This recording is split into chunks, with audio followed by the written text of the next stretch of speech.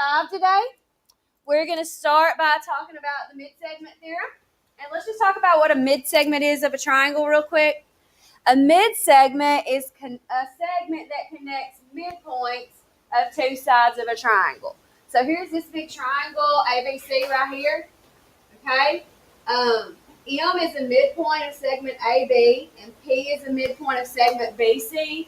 So that line that connects those two midpoints of that segment, those segments, is called a mid-segment of the triangle. Okay? Every triangle has 3 mid-segments because there's 3 midpoints because you have 3 sides. So this is a mid-segment of a triangle, and this is a mid-segment of a triangle as well. Okay? So every triangle has 3 mid-segments, and it comes from connecting all the midpoints of all your segments that make up the sides of the triangle. All right, we're going to be working in section 1 with something called the mid-segment theorem.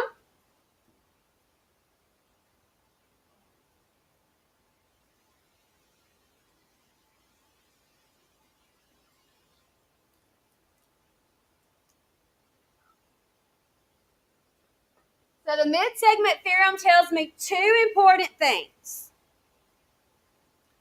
Now remember, a mid-segment connects 2 midpoints of 2 sides of a triangle. All right? It says the segment that connects the midpoints of 2 sides of a triangle, which we call a mid-segment, is parallel to the third side. So point D here and point E are the 2 midpoints of AB and BC. That segment between them is a mid-segment of that triangle, and it's also parallel to the third side of the triangle. So DE is parallel to segment AC. So that's one cool thing about a mid-segment. Another cool thing about a mid-segment is that it is half as long as that side. So it's parallel to that bottom side of that triangle, and it's also half as long. So if I know the length of the mid-segment, I know the length of this side of the triangle, right? It's half as long. So if I know that DE's length is 4, what is AC's length? 8. You double it, right? Likewise, if I know AC's length, I can get the mid-segment length by taking half of it, right? So if AC's length is 20 units, what's DE's length? 10 units. Okay, so if I know this one, I can double it to get this one. And if I know this one, I can half it or divide it by 2 to get that one. Okay, so cool. So now we can do some math. And you don't have to draw the picture. You don't even have to write the words. Can y'all just do this with me and we can move really quickly? Y'all good? If you're right, don't have to erase it. Just say whatever. It tells me find the length of DE if DE is a mid-segment of triangle ABC. So it tells me DE is the mid-segment. It's going to have to either tell you that or it's going to have to mark these as congruent segments so that you know these are 2 midpoints. Okay? But it tells me that that's a mid-segment, so we know these are 2 midpoints. Yes, sir? Actually, so we have to write the inches, feet, all that. We have to write the what? Inches, feet. If they're there. Okay. If they're there. If they give you units, you have to. But if they don't tell you units like this one, we'll just call it units. Okay? So, we don't know the length of the mid-segment, but that's what we're trying to find. But I do know that the segment of the triangle that it's parallel to is 50 units. Y'all with me? So if I know this long side is 50, how am I going to get the mid-segment length? I half it. I divide it by 2. So what's it going to be? 25. So the length of DE is 25 units. And remember, we just say DE without any bars to show the length of it for a segment? Right? Pretty easy. This next one you also don't have to write down. Okay?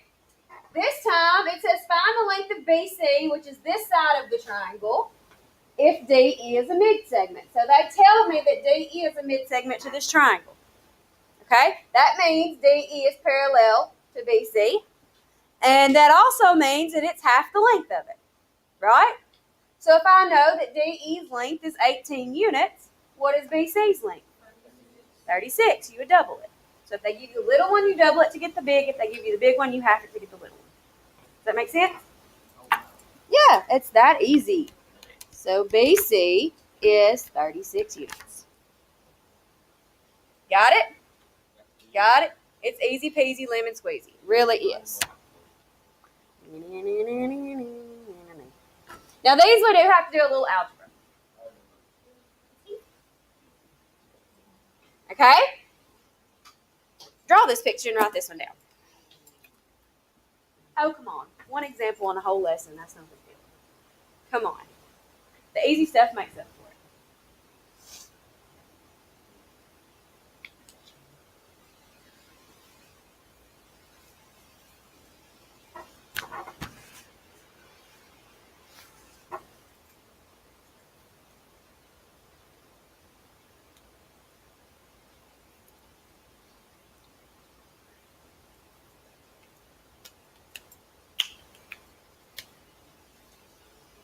So we're going to have to do a little bit of algebra on this one. It tells me that segment AB, the segment right here in the middle of this triangle, is a mid-segment of triangle MNO. Find MO, which means the length of segment MO. So they want me to find the length of this bottom segment right here. Well, that's kind of difficult seeing that I don't know what X is. Right? So my first job is to set up an equation so that I can solve and figure out what X is. Okay? Now, how can I compare the length of AB to the length of MO? It's half. So if I double AB, I get MO. Right? Multiply it by what? Exactly. So that's exactly what I'm going to do. I'm going to take this one, put it in parentheses, multiply it by 2, and set it equal to this one. Because 2 times this one equals this one. Y'all see that? Okay, so that's what you're going to do. Good job, Zane. So 2 parentheses 3x plus 8 equals 2x plus 24. Double the mid-segment to get the length of the segment of the triangle. Y'all see that? Double this one to get the length of this one. So if you have to do an equation, 2 times the mid-segment equals the length of the segment of the triangle. And then we distribute. What's 2 times 3x? 6x. What's 2 times 8? 16 equals 2x plus 24. And then we solve the equation for x. We got to get x's together. Subtract our 2x over here. That's messy. So 4x plus 16 equals 24. Now what? Subtract 16. 4x equals 8. Then what? Divide by 4 and x equals 2. Am I done because I found x? Yeah, they want me to find the length of segment MO. Is MO the mid-segment or the segment of the triangle? So I'm going to say MO. How do I do that? Yeah, I got x's too. So I plug that in for x for 2x plus 24. 2 times 2 plus 24. So that's going to be 4 plus 24 is what? 28 is the length of segment MO. So there we go. That's as hard as they get. Y'all think y'all can do that on a worksheet? All right, so we're going to call that the end of section 5.1. Sound good? Told you it was quick and easy. There you go. Y'all timing me? Okay. All right. So now we're going to go on to section 5.2, and I'm going to be quiet and let y'all copy. And y'all can do this on the same piece of paper. There's no sense in wasting paper. Yeah. We do have some definitions and a couple theorems. So I'm going to be quiet and let y'all copy it, then we'll talk about it.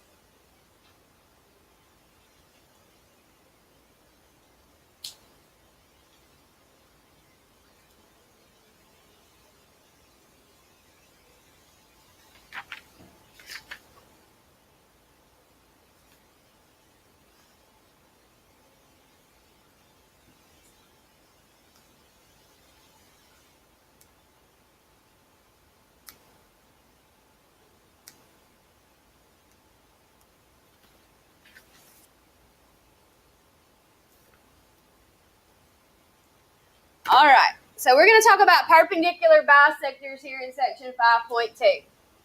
Now, a perpendicular bisector does exactly what the name says it does.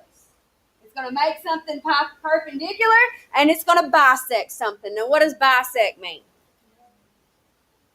Cut it into two congruent parts. That's what bisect means. So, a perpendicular bisector is a segment, array, a line, or a plane that is perpendicular to a segment at its midpoint.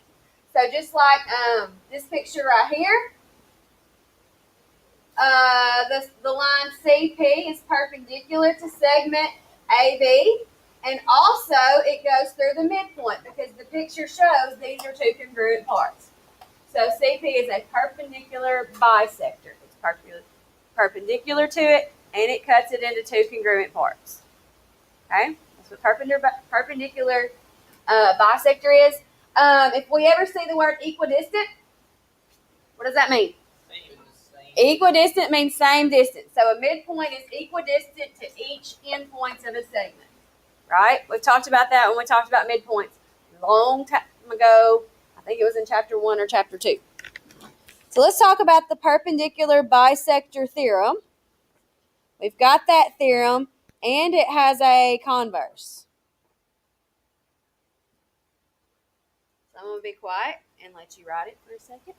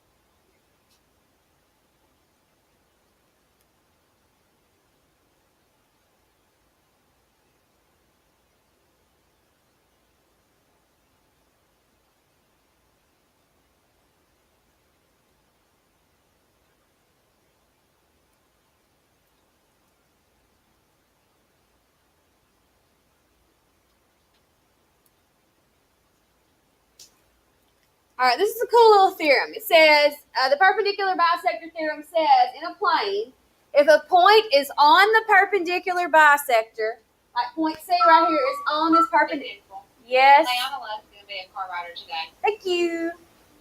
All right, see how point C is on the perpendicular bisector for segment AB? C is on the bisector. Then it will be equidistant. What does that mean? Same distance than it is from both endpoints of that segment. Okay, so that means these are two congruent segments. Okay, so the same distance from point C to A and to point B. Okay, they're the same distance. That means this is congruent to this. This is equal value with this. Okay, there's a converse theorem for it. What does a converse theorem do? Yeah, it reverses the hypothesis in the conclusion. Okay? So that one says if a point is on the perpendicular bisector, then it is equidistant. to the two endpoints of the segment. The converse theorem says if a point is equidistant from the two endpoints of a segment, then it must be on the perpendicular bisector of that segment. So it's saying the same thing, just reversed. This one is saying if we have a point that's equidistant from two segments, then it must be two endpoints of the segment, then it must be on that perpendicular bisector. So CP is going to eventually go through point D.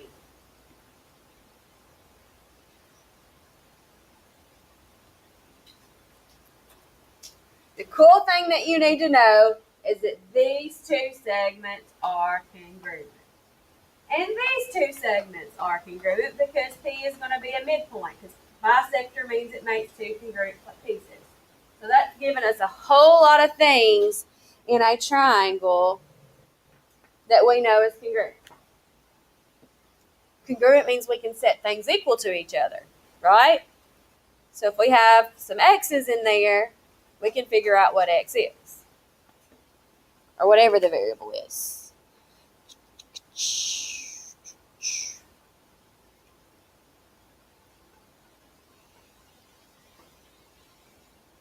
Y'all just tell me when you're good. And I'll scroll so y'all can see all of number 1.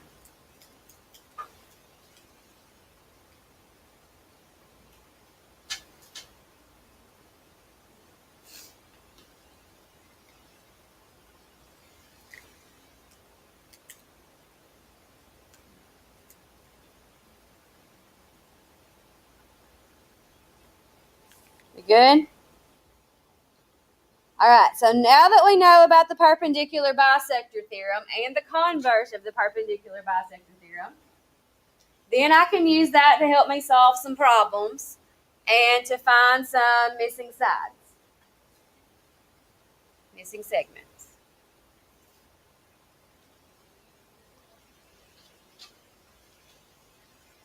So copy and draw example 1, please.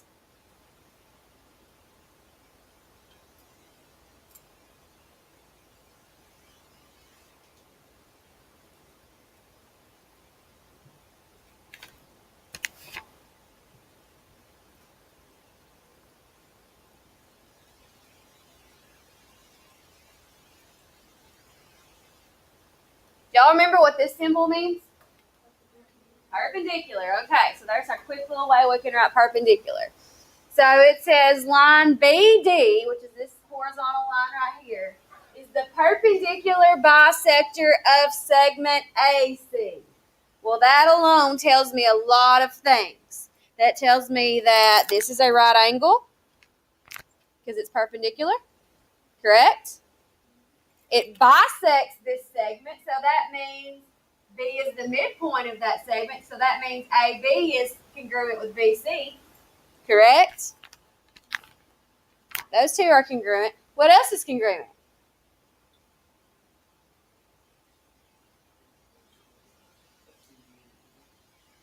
Yeah, CD and AD are also congruent because D is on the perpendicular bisector, so that means it must be equidistant to both sides of the segment, or both endpoints of the segment.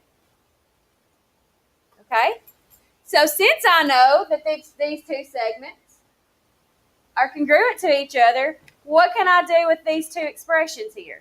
You gotta put them together and then do that little thing when you subtract. That means I set up an equation, right? Okay, so I'm going to set up an equation, 3x plus 4, and I can set it equal to 5x because I know they're congruent. Y'all with me? So that's what I'm going to say. 3x plus 4 equals 5x because they're congruent to each other. We're going to solve for x, so we need to get x's together. How do you want to do that? Subtract 3x. So 4 equals... What's 5x minus 3x? 2x. And then how do I solve for x?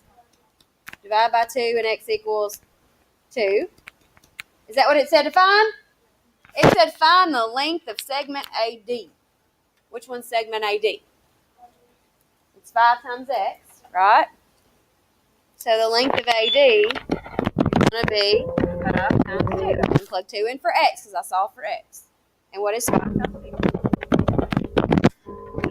So if AD is 10, CD should also be what? 10. And you can check it. 3 times 2 is 6 plus 4. Is that 10?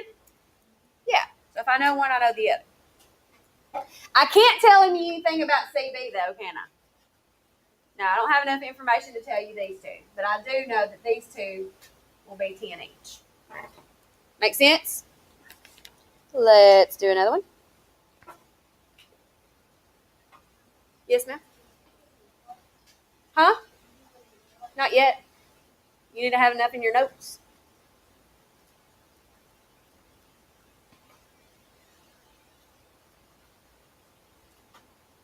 Let's see what's next.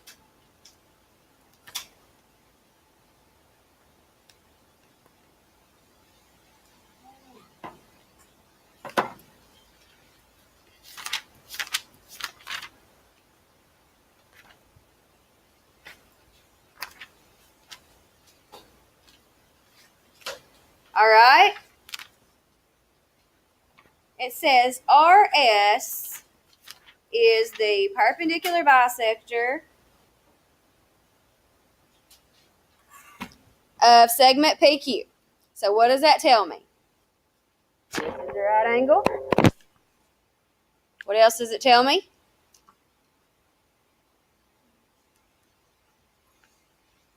I know y'all are trying to just hurry up and solve that equation, guys, but this is important for the stuff in this chapter of what we're getting to tomorrow. What else does that tell me? That that's a perpendicular bisector of PQ.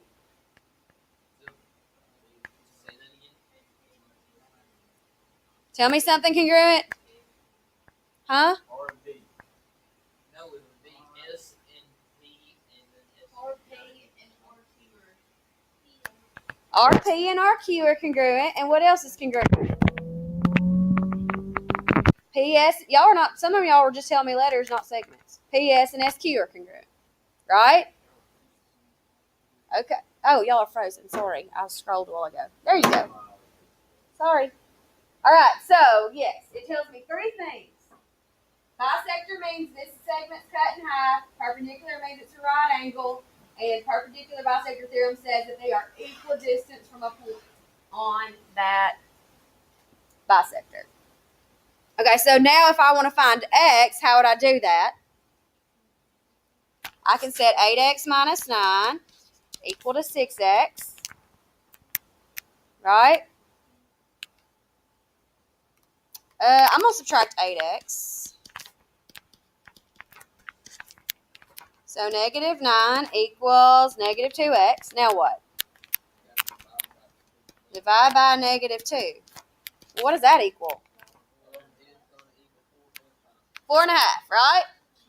4.5, right? You can leave it 9 over 2, leave it improper. Okay? It says find the length of PR.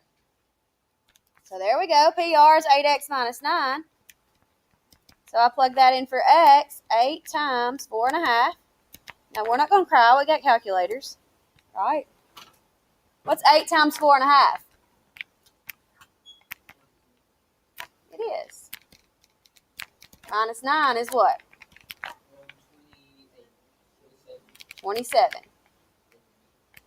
27. And it didn't tell me if it was inches or feet or anything, so just 27 units. So any questions? Okay. The last thing I want to do is pay a problem out of the book, and I'm going to draw it. And then y'all can watch me help me figure it out. Does that sound good? I mean, if it doesn't sound good, let me see if I can draw it first. I don't want to do it green, for one. Let me just do it with a ruler. It'll be quicker.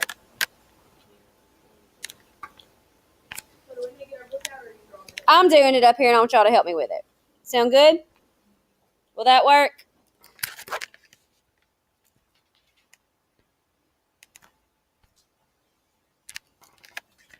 Mine's a little crooked. But y'all can forgive me. Right? Oh, this is bad. This is bad. I'm not an artist. I'm not an artist. I'm not an artist. Y'all gonna have to pretend. This is not drawn to scale. Like ACT says. Looks like a paper airplane. Something like this. I don't know. This is M, N. This line goes forever. K, L. This is marked 8. This is marked 8. This is right angle. This is 6x minus 5, and this is 4x plus 1.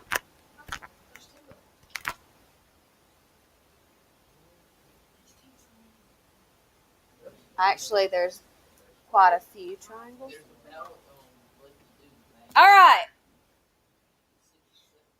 What segments are equal? Number 1 asks you what segments are equal. Y'all tell me what segments are equal. MN and ML. Okay. And what else? NR and LR. Very good. Y'all say that? And y'all say, how many letters do you need to make a segment, y'all? 2. Okay, so if you just say or, that's not a segment. Okay? Got it? Okay. Number 2 says, find NK. Which is this segment right here. That's a K. Oh, that's a K? It looks like let's call it R then, since mine looks like a R. And I said R over there. There you go. Find NR then. This one. I know. So what do I know about NR? Yeah, it's congruent to LR, isn't it? Right? So how would I find NR? I said I'm equal to each other and find X, right? There's a start. So to find NR, I would say 6x minus 5 equals 4x plus 1. Now what do I do?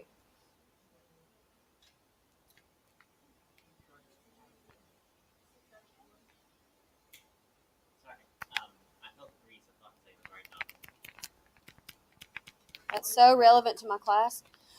What is 6x minus 4x? 2x. Now what? Add 5. 2x equals 6 divided by 2. And x equals, I'm out of room, sorry y'all, 3. But I need to find the length of segment NR. How do I do that? Plug it in right there. So NR is going to be 6 times 3 minus 5. What is 6 times 3? What is 18 minus 5? 13. So the length of NR is 13. Now it should work out for this one to be 13 too, right? 4 times 3 is 12 plus 1. Is that 13? Yeah, so there's a way you can check it. All right, that is the end of section 5.2. We did sections 5.1 and 5.2 today, talking about some mid segments and some perpendicular bisectors. Have a good day.